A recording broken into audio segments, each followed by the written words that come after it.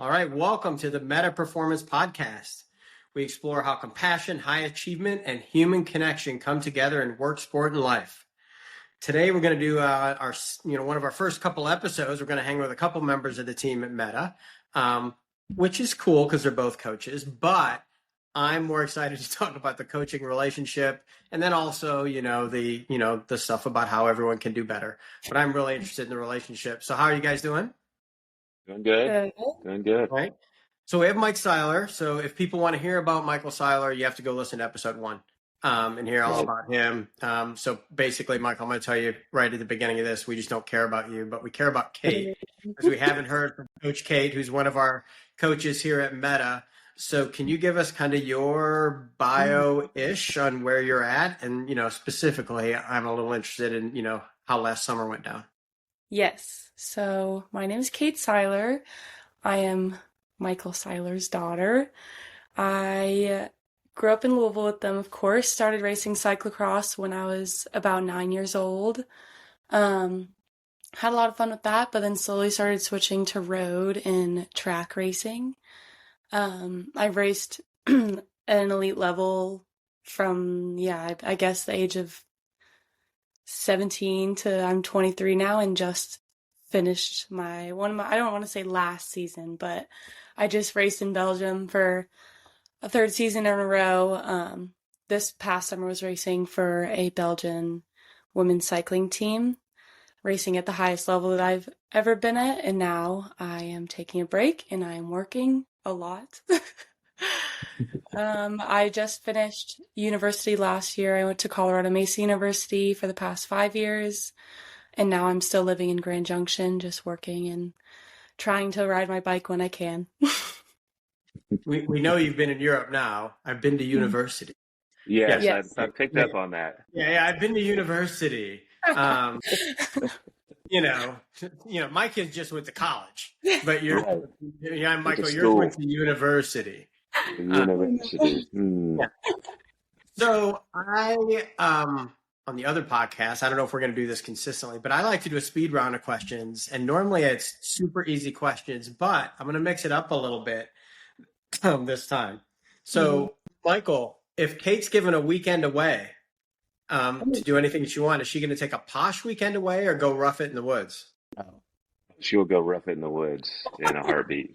Is that a true story, Kate? That's the thing. If you knew my sister, you would know that we're complete opposites, and she's posh, I'm roughing it. Okay. Yep. And what about your dad then? Going the other way? Oh, I think he's a mixture. No. This is an and or. You can't have a mixture in this question. We're either sending him with like a tent to the woods. No, I'm saying he'd be glamping probably. Oh, okay. He'd be out in the woods, but he would enjoy a nice cabin. Whereas me, I sleep in my car. Okay. I will say I'm with you a little, Michael. People know I take the trailer now. And the first first weekend I ever raced where I slept off the ground, stayed dry when it rained, and then on Sunday morning, the day after the race, got in and was dry and got in the truck and left. I was like, I may never be in a tent again. So I might, especially as we get not as young as Kate. Yes. So Kate, what do you think it's going to be? We'll talk about your dad's, but what do you think your dad's best athletic achievement was? Oh, I think it's more on the running or triathlon side. I mean, I feel like maybe it's just because it's something cool I like to talk about, but how many Ironmans he did. I think that was always, that might have just been a small flex for me to people. But in my eyes, that was like such a crazy thing. So the only thing I'll say about that is, Michael and I talked when we used to ride in Louisville, and running was really dumb. Michael told me running was dumb, and he was never going to run, let alone the whole swim thing. Yeah. And then there's a gap in time in which we were in touch. But I see him online doing this stuff, and I wasn't 100% sure if I should send him a note and be like, "So, dummy, how's it going?" So it was cool to see. So that's good. Last one, Michael, is Kate a crunchy or creamy peanut butter person? Ooh, I think he's crunchy. I do like crunchy more. For some reason, I don't buy crunchy peanut butter, but Yes, I would We agree. always had creamy in the house, but Uh-huh. Hmm. I agree. thankfully, Marcia and I are blessed with two young women who eat well and like good food, and so flavor and Kate's a very good cook. So I would say crunchy would kind of satisfy that, like a little something special. Some So text. I'll leave you with in my day job, I ask this question a lot around at different conferences, and it's almost 2/3 creamy, 1/3 crunchy, Oh, except for an event I did in Colorado. And take oh, what you want. It was like 80% crunchy. Just take Mm. away from that what you want. trying to be Okay. special, maybe. Yeah. So let's be serious. So let's start with, because I mean, we talk about performance and we're talking about Kate having been over. And for those who don't know, we'll get into it a little bit. Michael was coaching Kate. So what does performance mean to you? I'm going to start with you, Kate. What does performance mean to you? And how do you know you're performing at a high level? And then we'll see if your dad agrees or disagrees. Yeah, this one was hard for me to like put into words, I feel like. I feel like it's something you see and you feel, but I don't know. I wrote down 3 words though that came to my mind, which was progress, milestones, and consistency. Because I feel like with high performance, I think the reason why it's so hard to put into words is because it can be really blurry and different for a lot of people. So I feel like those 3 words are kind of like how you can track it, I guess, and keep an eye on your performance. So progress and milestones would be like having goals and making sure that you're seeing that progress. And that like the platforms we use like Training Peaks and Strava, those help so much to see that. And I feel like you can see that you're performing at a higher level because of that progress and those milestones that you're achieving. And then also just the consistency. Like I feel like if you're being consistent, there's no way you're not performing, if that makes sense. Like you're day in and day out, you're putting effort into something, and that's always gonna do you better than just hopping in one day, hopping out another. It's funny. I might borrow that from you, but I might reorder them. That I think about consistency being king a lot. But so I really Mhm. like what you did, and I might again steal it to be consistency brings progress, brings milestones. Mhm. Um, just changing that's actually pretty awesome. Right? So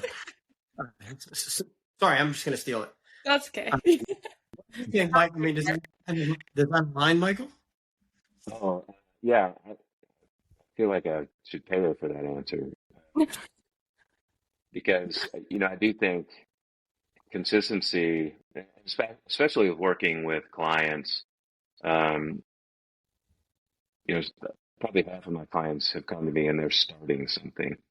And so the first thing we really work on is that consistency. I want to build that habit. Um, and we'll start to see the progress. And you can use the tools we use, but you also get people in tune with the feeling of, I'm Mhm. a runner now. Hmm. And um, the thing I like that, if you notice, milestone, most people focus on the outcome. I'm going to run my race, or I'm going to get a certain result. And really those first two things of consistency, developing, making progress, is going to Mhm. get you to those milestones. But so many people focus on the milestone first, where I would Mhm. focus on, let's get consistent, show up every day, do your best. The only thing I would change, and I think my opinion about my performance has changed, is that I think you almost have to play a long and a short game to this of looking not only at long-term performance, but Mhm. even realizing you're going to have bad days. And so if you can just be the best you can be today, it may not Mhm. be your highest performance, but that performance does run on a continuum. Yeah, the only thing I might add is having two levels of performance. And so you've got the external benchmark and, for lack of a better term, your internal benchmark. And so, Mhm.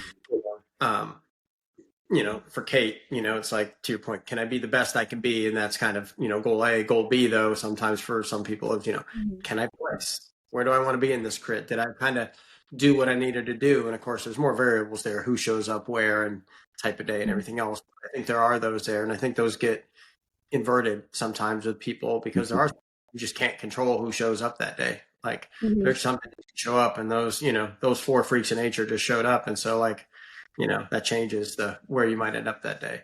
I think Yeah. those are awesome answers. The whole reason I wanted to do this is I coached my daughter through basketball forever, and I think it was the greatest thing ever and some of the hardest parts ever. And I thought, how cool is it to now take a look at the same thing, but in a different sport, Mhm. and actually one that is probably more one-on-one, and see how that dynamic went. So I don't know who wants to start, but maybe the stories are different. How did the coaching relationship start? Kate, how do you think the coaching relationship started? Evidently, you were 7, so I'm going to say he sneakily 7 or 9. He sneakily was coaching you before you thought you were. Oh yeah. I mean, I learned everything I know from him for the most. Well, I won't say everything, but like he's the one that did get me into the sport. So there's always the little hidden nuggets of knowledge you don't realize came from someone. I don't really, I mean, I was young, so I don't really remember exactly how, but I will credit my mom. My mom taught me how to ride my bike. And that took a long time. I was not quick on learning how to ride a bike, but I was quick jumping from the riding the bike to the racing. And from there, we had a really good like junior crew in Louisville, and we would all go to kind of the same practices. And honestly, we were all kind of doing the same thing. So I feel like I had a couple coaches at that point. Like my dad was helping me out with getting me to those and like bringing me to races and whatnot. And I'd say coaching during races, but we also on my junior team, we had a couple people that were helping out and bringing people around. So there were a bunch of people early on that were kind of guiding me. But then as I started, it was mostly when I switched to road, I'd say that my dad kind of came into the actual like coaching role. Yeah, I don't know why. I think it just fell into place. Like you just started, yeah, I didn't know anything. So When was it formal somewhere. then? When Michael, did it become like instead of like because there was for me it was you're teaching them how to do things when they're let them play a sport and do thing, and then there was a point of coaching. When did that kind of become I'm giving you all this stuff every week? Mm-hmm. Kate's spot on, because in the early days of cyclocross, we did have such a great junior team. We had first Red Zone was a really big, well junior development team, and when I started taking Kate to those practices, I was the dad I was a typical helicopter dad. I wanted to be the one that was teaching the group that my daughter was in. And John Haley, one of the best pieces of advice he gave me was, hey, go coach somebody else's kid. Like, we'll have somebody work with your daughter's group. Yeah. And that was a great piece of advice, just to let her do her thing. Cyclocross is a great sport for that because it's kids being kids and playing on bikes, and it's not the time really to be serious. It's to have fun, learn some skills. But once she got serious and started to race road is really where I think I picked up and said, hey, we could make this more formal and start giving you workouts. I was giving her workouts that she begrudgingly did, sometimes fighting me on for cyclocross. But it was really once she got on the road that it became a more formal coaching relationship.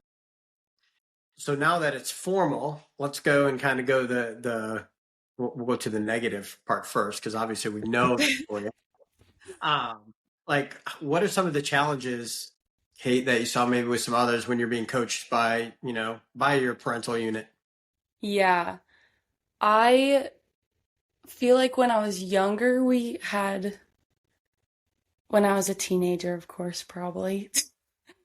I feel like that was maybe when we had, I don't want to say problems, but I think sometimes there was a struggle of like the dynamic of dad, but also coach at the same time, but also as a teenager. So that's just already a tough time. Don't say so, a teenage girl, that there were issues. I'm not buying the story. Yeah. So that was kind of just like, I was like struggling to, I think, stay committed to it sometimes. So it was just also annoying to like then have that person that's giving me this stuff that I don't always want to do also be my dad. So I feel like that was tough. Sometimes it was hard because not that I didn't ever not trust what my dad was saying, but you see what other people are doing in these big coaching and like these big names, and you're like, well, like they're doing all these things. Is this something that I need to be going out and looking for other stuff and whatnot? But to me, it always like the thought of enjoying my coaching in the sport always overrode that. So it was like a fleeting thought of like just like wondering if I am doing enough and if we are doing enough. But I feel like that was never really like, it was mostly when I was younger. I feel like we had problems, and then through college, we stopped coaching for about a year, maybe. I think once. It was a couple of years. Was it? I don't even remember. Yeah. High school or college? High school. It was when she was a teenager, and Oh, there was. That's one of the challenges of coaching your kid is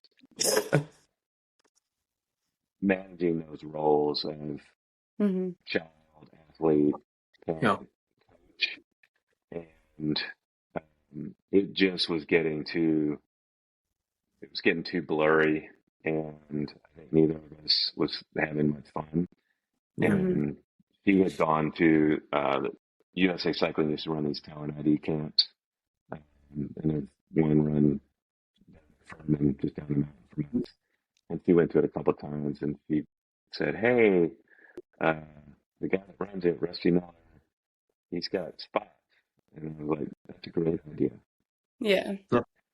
So she worked with Rusty. I guess, yeah, it was a couple of years. Yeah, I think so too. And Rusty's an amazing coach, super guy, just good human. And so I think it was good for her to see a different perspective, and he coaches differently than I do.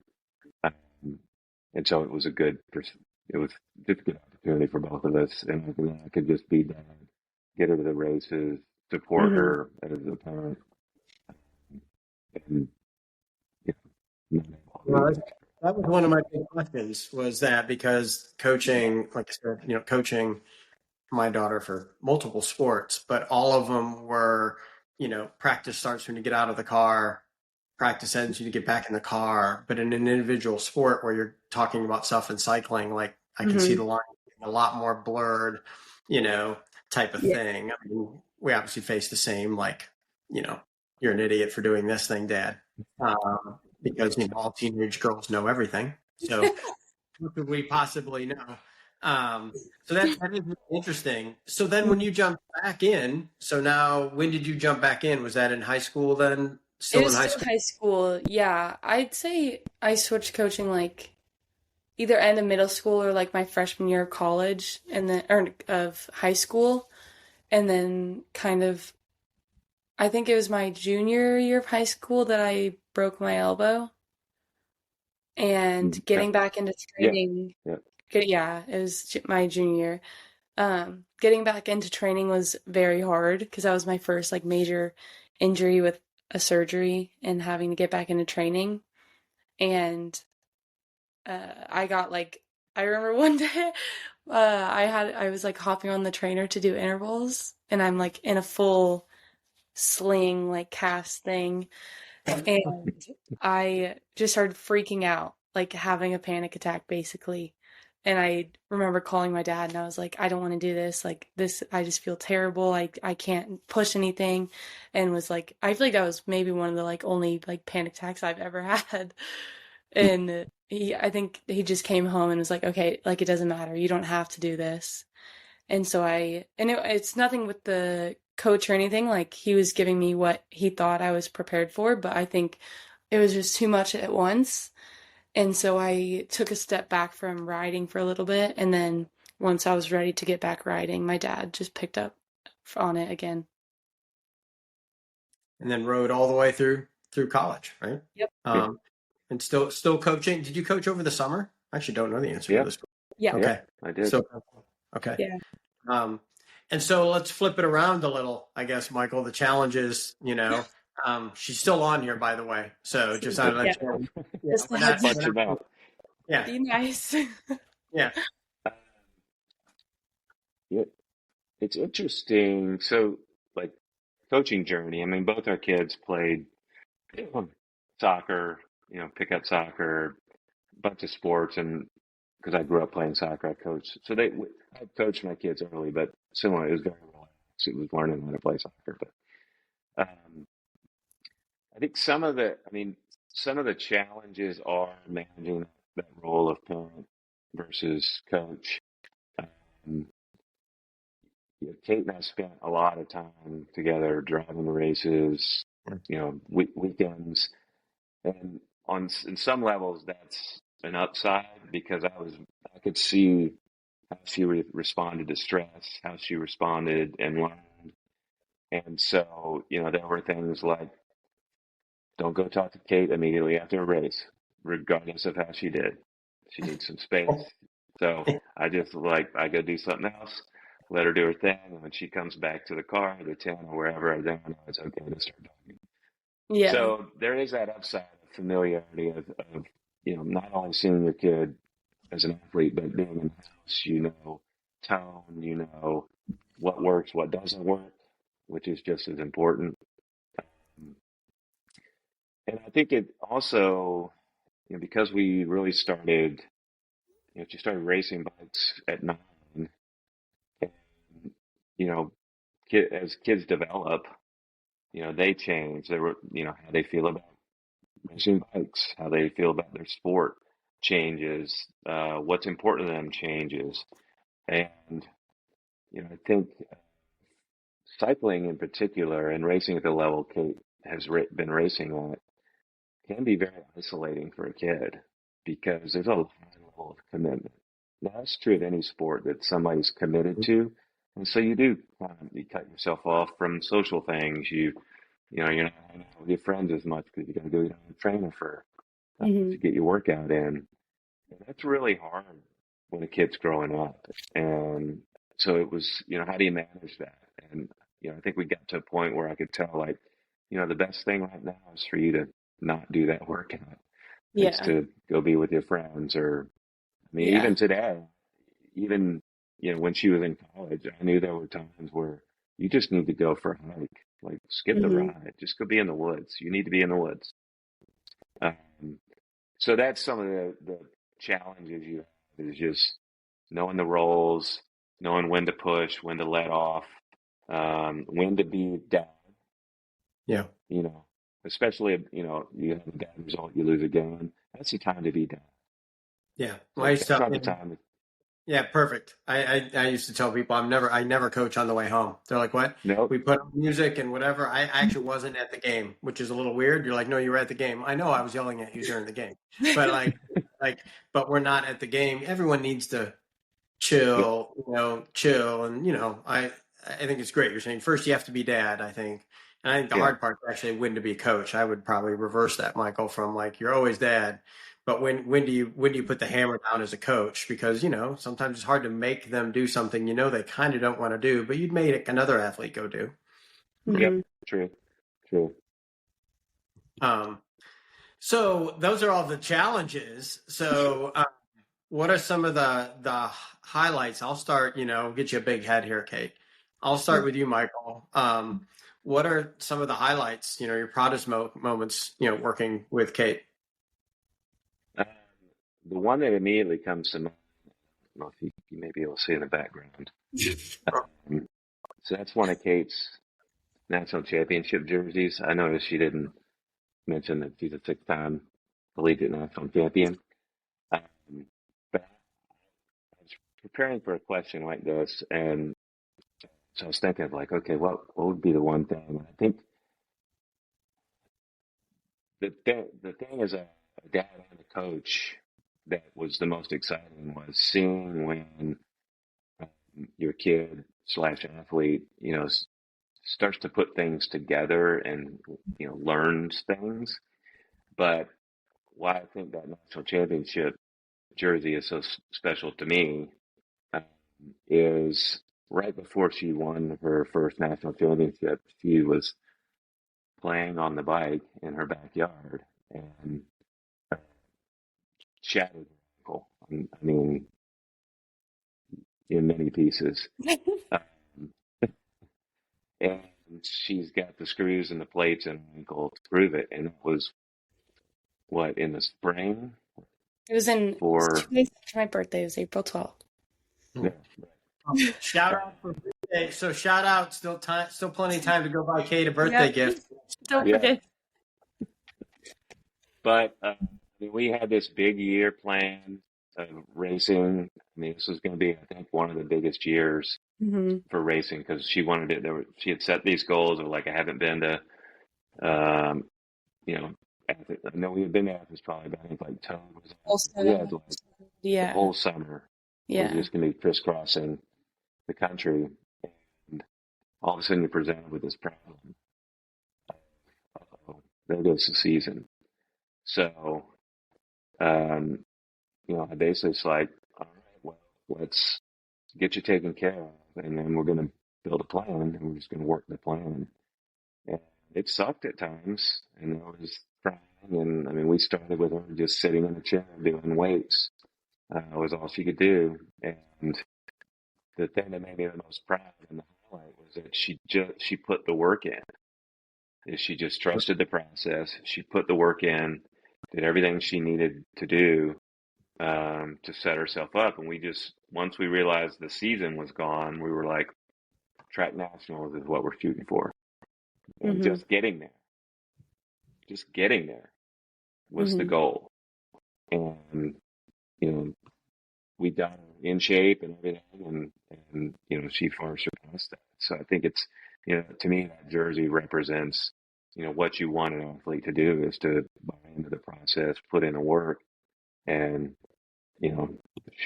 toe the line and give it your best shot. And that's what happened. And she walked away with her first national championship. Hmm. Did you bring Kleenex, Kate? For that? I should have one. That was a birthday gift, Christmas gift, Christmas gift, yeah. and we should have brought some tissues to that. Yeah. Yeah, Dad got a little weepy. I got a little weepy. Let me just ask the flip side, like, Mhm. however you want, Kate, whether it's where you've seen him or how you've seen him adapt. What's been kind of the proudest moment, other than his Kleenex needing at that.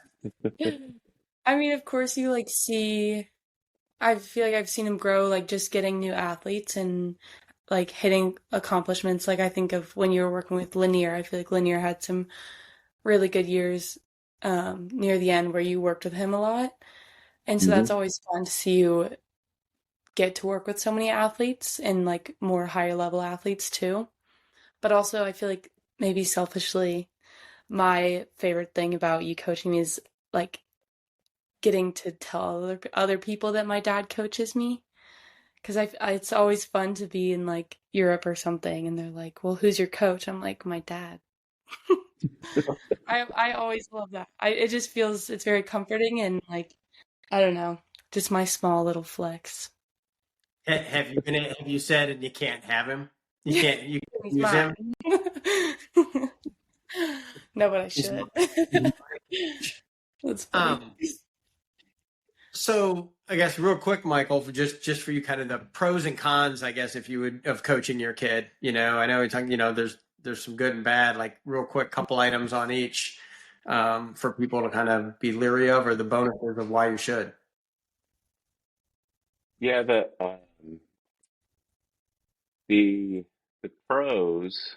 So the pros, I think one, being able to see your kid excel at something, and excel to me does not mean win. It just, they find something they're passionate about, and to be able to. I mean, obviously, as a cyclist myself, it's amazing, and we always wanted our kids to play sports. I have my preferences of the sports they played, but so I'm excited that I've got Kate, who's a cyclist. I've got Anna, who's a runner, and so to see them grow to find something that they really enjoy doing, and then to see them get good at it, and to make that commitment. I think that's a pro. Um, yeah, I think seeing them succeed, and this is more on the athletic side, because there's a con to this, but on the athletic side, I mean, I judge my my value as a coach is seeing my athletes achieve the goals that they've set out for themselves. And so, Kate, set some really lofty goals, and it was just amazing to be part of that and to see her do it, on her own terms and come back from, she's had 2 surgeries, she's had multiple crashes, and she always comes back and makes the best of it. The con of that is that, a lot of parents get into this coaching relationship and want to live through their kids. Yeah. And that gets really, really dangerous, just because, that leads to the kid not enjoying what they're doing. It leads the kid to doing things not because, it's their goal. They're doing it because they're worried about what mom or dad are going to say, living up to mom or dad standards. And so that's something that, as a parent who's thinking about entering a coaching relationship with their child, is like, be really clear on, who's into this sport. And Peyton, we've had multiple conversations throughout this where we've said, listen, if this isn't fun, let's stop. I mean, this should be fun. This is a sport. This should be fun. I mean, it's hard work, but the minute you hate doing it, like we'll find something else to do. Yeah, no, the pressure did not come from him. I mean, I'd say the motivation, the pressure to work hard was, but the pressure of doing the sport, I feel like was more from me than anything, which is good. Yeah. I personally think, kind of phrasing it different, Michael, I think, your job, whether you're a parent or coach, is, almost the threat of taking it away. Not in a, you were a bad person thing, but if you're not having fun, you're going to take it, you're going to take it away. And, there's fun and, it's type 1 and type 2 fun. And I think there's sometimes you understand that. I think the other thing listening to you, Michael, that's really cool is, believing in their goals, and setting their goals, because I think, your goals, either living through them might be too high or they might be too low.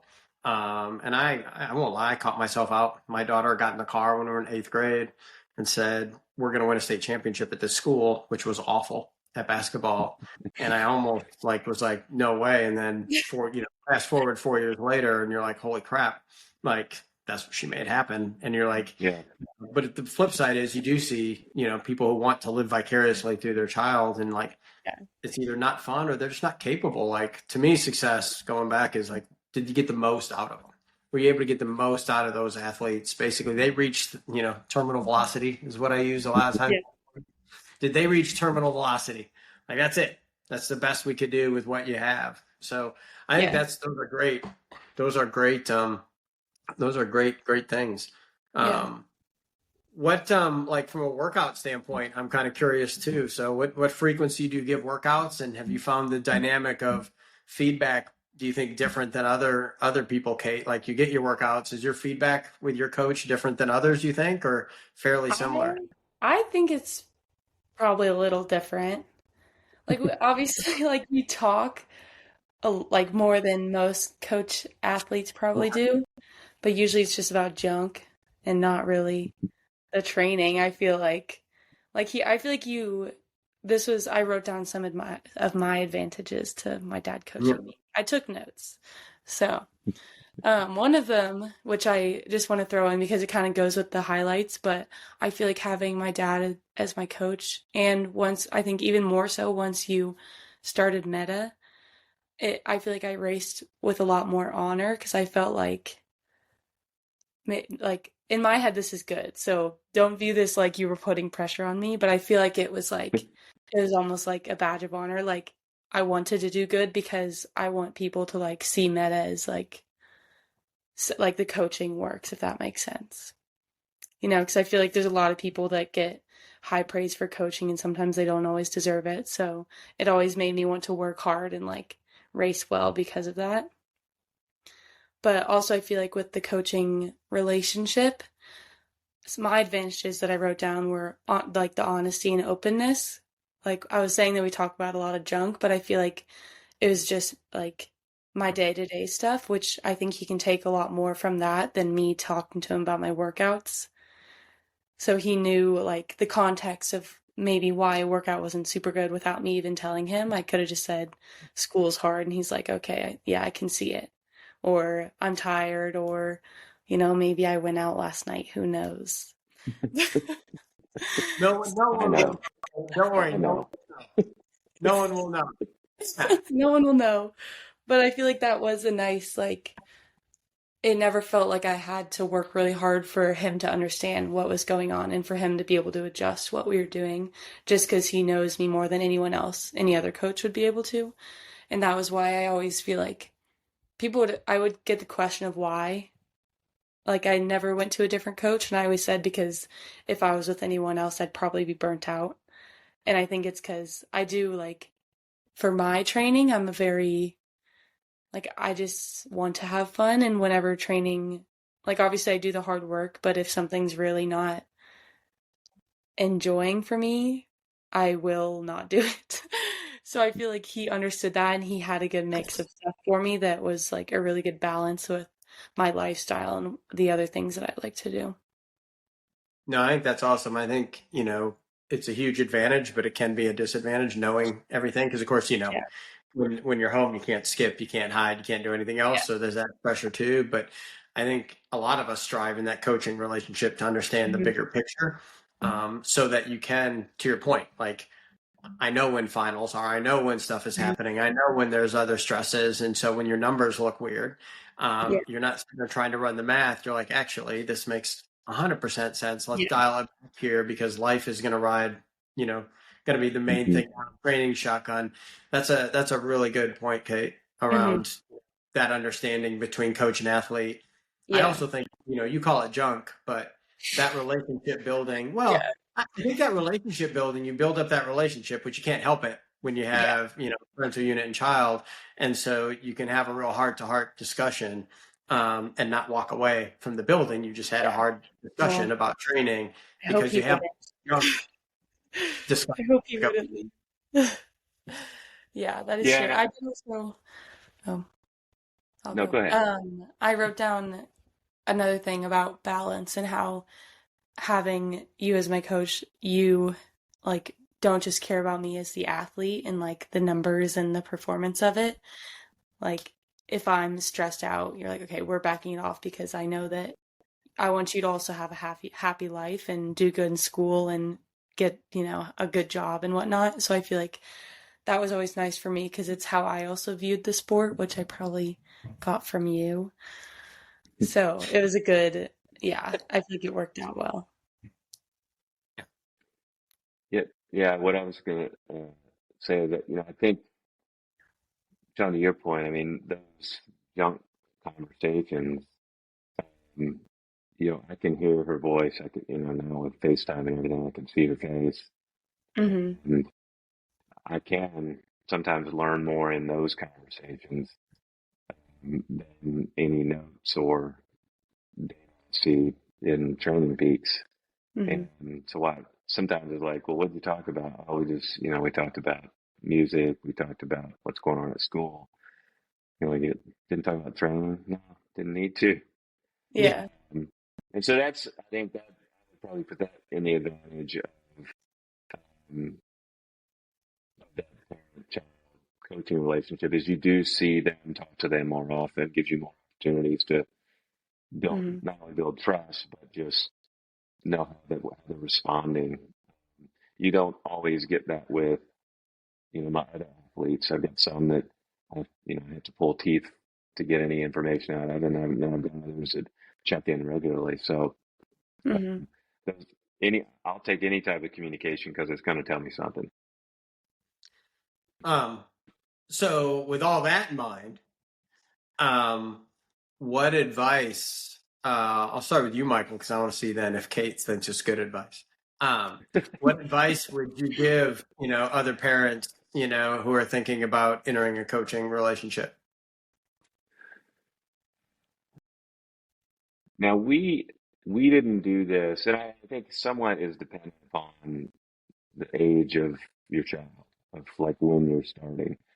Because starting at 9, I wasn't really her coach. I did help, and I did some during the race, but I was mostly getting her to races. It wasn't Mm-hmm. until later, so we didn't really need to have this conversation of like, okay, I'm the coach, you're the athlete. Here's how this is going to work. We just kind of started, and off we went. So I think having that conversation with your child, if they're at an age that it makes sense to them what they're agreeing to. Um, but I think that would be good. I think also just be a parent first. I mean, that is your number one obligation, is to be a parent. Um, and know when to say maybe this is or isn't the right setting, which we Mm-hmm. did. And when we realized it was just, there was too much tension in the relationship. And so the best answer was, let's find another Mm-hmm. coach for a little while and um, go that direction. So I think just keeping an open mind about the relationship, but your number one job is to be a parent. Your second job is to help them coach. And, um, I have the advantage of growing up racing bikes. So, you do see a lot of coaches. If you're all going to choose to coach your kid and it's not a sport you know a lot about, educate yourself, talk to other coaches, go get certified in that sport so you can really give them the right kind of coaching. That was going to Mm-hmm. be my point, Michael, was it hadn't been said through here, but I mean, I'll go way back. We won't talk how old Kate was, maybe when I met you. Um, but you've been doing this a long time as a respected person and knowing their stuff. And so, you know, it's you're capable, and I think that's where some parents, you start coaching, and that's great because they're younger, enough about the sport to get going and still make it fun. But there is almost every year you almost have to look back. And we've talked about this at Meta, weirdly enough. Like there's a certain type of athletes I like getting started in jumping distance. And then there's another place where they might want to go really chase the pointy end. And that may or may not be me. And so you have Right. that discussion with you as a parental unit, like based on where they're going, is this the right space for me? Am I going to be the best as a parent? Am I the best coach? And that's hard to do. So I think that's a super point, Michael. And also, am I capable? Because like, hey, I can share the passion and go, I can go get certified and learn some stuff as we go. So I am being the best coach I can be. Yeah, and that's true. I think that your statement about coaching is true, regardless of the relationship. Is that not every coach is good for every athlete, and not every athlete is good for every coach. And so, there are times I've had athletes leave me, and I think like, I've gotten you as far as I can get you. Yeah. This is a good move for you. That's personality. I mean, same thing. I think those junk conversations, do you have good junk conversations, a good rapport? So I know when she's stressed, you're talking to her on the phone. It's the same thing with Mm-hmm. athletes. So I think that's, that is, as a parent first, I think that's great advice, Michael. Are you stepping back and being like, let's evaluate your coaches? Tough to fire yourself, but that Yeah. might be the thing you have to do, which I thought was super cool when you said, I have to fire myself as a parent right now and send you somewhere else for a couple of Yeah. years. That's, it probably sounds great now, but I'm sure at the time was more difficult than it sounds now. Mm-hmm. Yeah. Or maybe not. Maybe she was just a real pain teenager and you were like, actually, this would be great. So were you a good kid, Kate? What'd you say? Were you a good kid? Were you a good kid? I was a good kid. I was just sassy and moody and, the usual. So what would you, Kate? What would your advice be to parents who have or are thinking about having their, or sorry, to other athletes who are thinking about having their parents coach them? Well, my first one that I wrote down is kind of where you all left off, but just enjoy it and realize that you both are learning, like especially if you're starting earlier on, or like as a newer athlete, that I feel like you're both learning as you go. So it's kind of you just have to keep that in mind. And then this one sounds, the way I wrote it sounds, I said, don't be afraid to hurt their feelings, which don't hurt their feelings. But I meant that you just like with the honesty part of like like a coaching relationship. Sometimes I feel like that can be hard when it's your parent or your child. You don't want to hurt their feelings by saying something, but sometimes it's what needs to be said. Like there were many times my dad was like, you just actually have to suck it up. You're kind of just making up excuses. Like, you know what? You're right. And then on the flip side of that, what we talked about a little bit earlier, I think, but respecting boundaries, I feel like we never had a problem with that, but I do hear about it from time to time, not even with like parent child coaching relationships, but just coaching relationships in general. There's a lot of overstepping boundaries and going places that you shouldn't be going. So I feel like, pushing each other and knowing that you're still learning and, trying to build a good relationship without overstepping those boundaries and crossing too many rules, I guess. Mm-hmm. So we'll each go one more here. What anything else do you want to add? I think this is, let me ask before, would you do it again? Yeah, well, he's still doing it. So except today I have to run. Because you didn't want to have a 10-hour series of intervals on next weekend.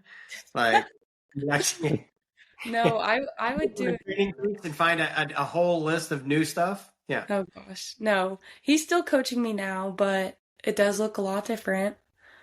Yep. Only an hour max a day at the moment. Wow. And not even every day, which is crazy for me. So this is a current transition in my life. But I think if I had to do it all over again, yeah, definitely. What would you do? So, any other tips as you're thinking about it? Anything we missed from your perspective as we go through? And for those who are listening, obviously, it's not free-flowing conversation completely because Kate keeps saying she wrote down her answers. I just like to have notes. I just get nervous. Some people are like that. I don't even have really I just have some bullet points. But that's getting to know you as a person. You like to be completely prepared. Yes. No, yeah. I'm good at yapping, but I just, I like to be prepared. So, Kate, I have a question for you. So, yeah. Now being a coach yourself, yes. Is there anything you would try to think whether you would do differently? Like, I guess, what's your impression of being a coach and having athletes that you're responsible for and having to work with them? I started coaching my sister, and man, I can just see what my dad dealt with. That's all I gotta say. We're not going to edit that part out. I, for one, am just not going to. That's not going to happen. We're definitely 100%. That's a so. I can just see because she changes her. Well, she's different. She likes to try a lot of new things. So that's been a challenge of helping her set her focus. And thankfully, my dad's helping her as well. But I can see myself in her a lot, and maybe I would be a little more rigid with myself as an athlete if I redid it. Okay. That's great. Anything, Michael? Any last words from you on what you would either do different, or I know you mentioned, my biggest takeaway, people for reminders, parent first and then coach.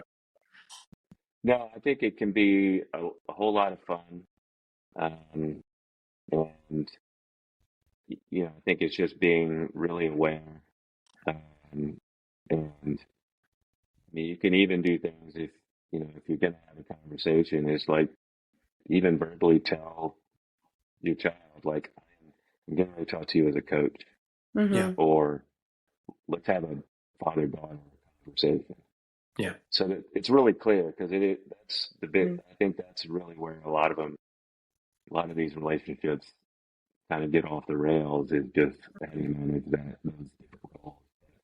Yeah. I tell you, I've gotten more joy out of it, and I'd do it again in a heartbeat. It was hard work. We both learned a lot about ourselves, and I learned a lot about myself as a coach. But I think we learned a lot about each other as well. So. Yeah, I wouldn't take those back. Some of the car rides I might have, but in general, I Those are wouldn't. the best. Best in the world. Race. No, we had a get psyched playlist that we made every year. And Curated a new one. That direction's good. It's depending how things went for the weekend. The direction home could be, because you're trying to put the boundaries in place, and then they want to pipe up, and of course, she would just pass out. I just fall asleep. The number of photos I have of me driving and her asleep in the car it would fill an iPhone. So funny. That's awesome. Yeah. This has been great. And so for anyone listening, obviously just follow us on anything. It's on Work Defined Network. It's on your streaming platform of choice. You can find the Metta Podcast. I think one of the cool things that comes out of this is obviously we're all coaches, but everyone's got the work-life balance thing. That's kind of the meta, if you Google what meta means, that's, we all really believe that.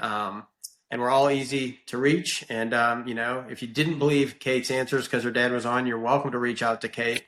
Who's also an awesome get the real tea. Yeah, get the real tea. The real tea can get spilled. Super stoked you guys were able to do this. This is such a cool. Thanks, Sean.